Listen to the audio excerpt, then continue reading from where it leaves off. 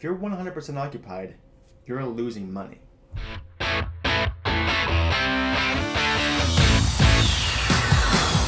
I'm Jim Ross. He's Matt VanHorn. And this is 3 Mile Domination, where we talk about anything and everything regarding the world of self-storage.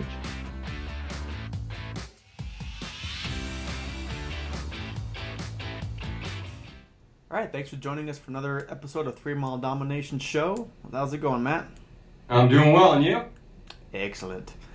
Anyway, we did our webinar last week, and you said a phrase that just kind of stuck with me, and I thought this would be a great way to start off these series of videos on revenue management. And it was simply that, if you're 100% occupied, you're losing money. You are. Yep. So I thought we would kind of go into that in a little more detail and what that really means. Yeah, it's for some reason we've got it in our head, and I don't know if it's been over the years, whatever else, that being 100% physically occupied means something. Like you're going to get a gold medal or something for it, a star on the board. It doesn't mean anything. Really what matters is economic occupancy and how much, are your rates, are you getting what you're supposed to be getting from your facility in terms of money and revenue versus just, a thing that doesn't make any difference. Because if I take a storage facility and I give everything away for free, I guarantee I can be 100% occupied within probably 3 months. Sure, yep. It wouldn't take long. So that doesn't mean anything. The idea is how occupied can you get with the rates that you should be getting and making the money. Because the bank doesn't care what your physical occupancy is. They're going to take it into account. But if you're 100% occupied, you're not making any money, well, then you're going to have a not so nice conversation with an investor or bank or whatever financial institution that you work with. So really what you want to do is manage the rates that you have and get people in there paying the highest rate possible. I'd rather be, 93% occupied with a full solid revenue management system backing me than I would be 100% occupied just for, the sake of it. I don't know why you would want to do that. Sure. Yeah, it's a balancing act. It really is. It is. I've seen too often where, I don't want to say it's lazy or anything like that, but they're not taking into account of if they could get more money out of that certain unit. They're just worried about, building occupancy as quickly as possible. And once they've gotten to that point of, okay, I'm 95% occupied, I'm great, and then they don't touch their rates at all. And no. It's almost like a badge of honor of, I'm full, I'm 100% occupied. Right. And like you just said, okay, that's great, but you're leaving a lot of money on the table when that's the case. Well, not just that, but, okay, now you're 100% occupied. Your manager comes and says, I want to raise, I did a really good job, I got you to 100% occupancy.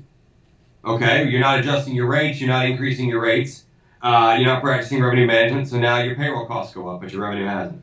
The electric company doesn't care that you're full. Congratulations, here's your increase. Same thing with your property, the municipality that handles your property taxes, same with your, any utility company, whatever it is, those costs are going up. Insurance companies definitely don't care. Go down the laundry list of things that go up every year. It doesn't matter. They don't care that you're 100% occupied. You're just, it's like a school of piranha that will chew up your NOI if you're not continually working on it. Yep, exactly. So again, it's just a matter of that balancing act, and a great figure like you mentioned a little bit earlier to look at is not just your physical occupancy, but that economic percentage. Right. So kind of go into a little more detail on what exactly that is taken into account of when an owner's looking at it and it says, your economic percentage is 80%, but your physical occupancy is, 95%. What's that difference? What does that, what do those numbers mean?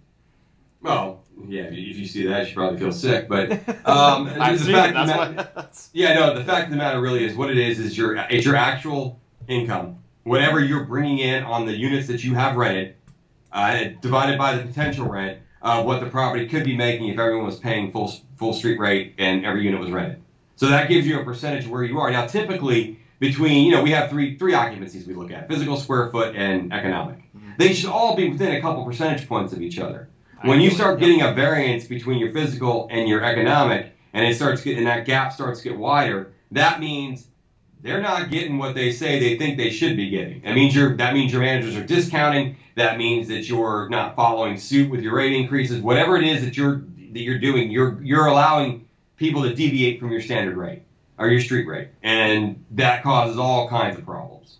Yep, and we're going to go in detail on that in a future video, definitely, as far as rent and variances and what to look for and how to close. Yeah, I mean, when I look at properties to acquire, for example, and I'm looking at, and I start going through the package, which usually has all the management reports in it. I'm looking at, and I go right to the management summary, I go right to the economic occupancy, I look at the physical occupancy to see if, and then I'm going to go look at the rates in the market to where if those rates are valid or not, and if they are, and you're 90% occupied, and you've got a 60% economic occupancy, oh yeah, because I'm going to try to buy it at that rate, on Sure. that cap rate, that NOI, and then I'm going to come in there and raise rates and get it up to where it should be. I mean, that's just one strategy to look at. If you know what you're looking at, you can go through a lot of these things and see good deals. Yep, exactly. So again, this was just a kind of a highlight video here of really sitting and look at your numbers and say, yeah, if you've been one of those owners or operators and over the last few years thinking my occupancy is great, I'm kind of wearing that as a badge of honor. Really look at your reports and see when the last time you did a rate increase. When's the last time you looked at your variances?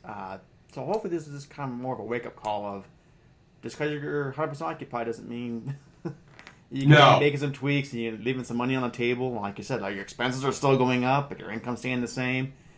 You got to make a choice there to make those necessary changes. And think about this: if you're 100% occupied, that means the demand in your market is allowing you to do that, which is phenomenal. I wish I had that every day. Right.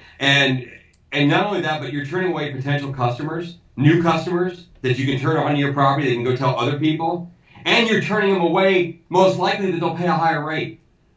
I mean, if that's what's going on, I've gone into properties where I've looked at the rates that are in the market, say a 10 by 20.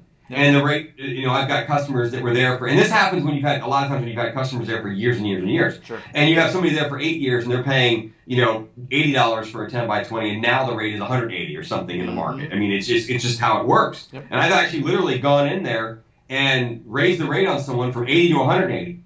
And I've had a manager and they say, "What do you expect them to do? Move out?" I'm like, "Yeah, pretty much." Exactly. Or pay the rate. And some people will say, "Oh my God, that's harsh." Yeah, you're right, but it's your fault. It's your fault for not keeping up and taking care of this, because there are not, we'll talk about rent increases on your existing customers, but you can't do enough 6, 7, 8, 9% rent increases to get that customer from $80 to $180. Take you forever. Yeah, it'll take 30 years.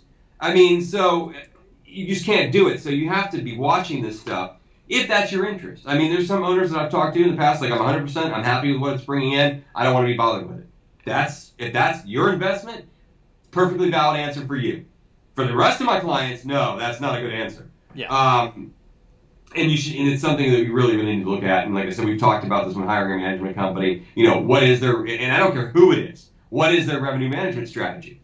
Because nowadays it matters, and every other industry has been doing this. Yep. We talk about concert tickets and airline tickets and rental cars and hotels, and the price is going to spike if you're staying in a hotel next to the Super Bowl weekend. It's just going to. Yep. And same with rental cars and airline tickets. When I go out to Vegas to speak, and when Jim comes out to Vegas to speak, you could be sitting 3 people in a row, and all of you paid a different price. You could be staying at the same hotel, and all of you paid a different price for your room. It's everywhere. We're just, for some reason, just now getting onto it. But that's how it works in the real world.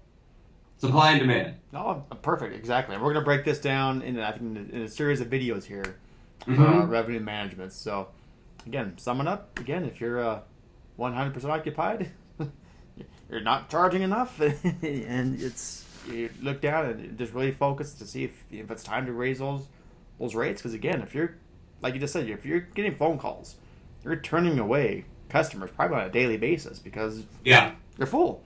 I mean, you're leaving money on the table. And again, I get some owners if they're in that position where they're fine with 100% occupancy, but I don't know, 9 out of 10 owners that I know, they all want more money. Yeah, that can be your personal preference. Nobody's knocking you for that if that's what you want to do. No, but in general, though, the idea of having an asset and asset management is to increase the value of that asset by by whatever means you have available. Yep. And revenue management is a huge lever that we're not pulling. And we talked about marketing, we talked about sales training, things like that. Then the revenue management's the next lever to pull. Yep. And we'll go into that in much more detail here. So great. Well, let's wrap this one up, and until next time. Sounds great. See ya. Bye. Go to 3miledomination.com/call to schedule your free 30-minute marketing tune-up call. I'll give you solid advice you can easily implement with or without us. Until next time.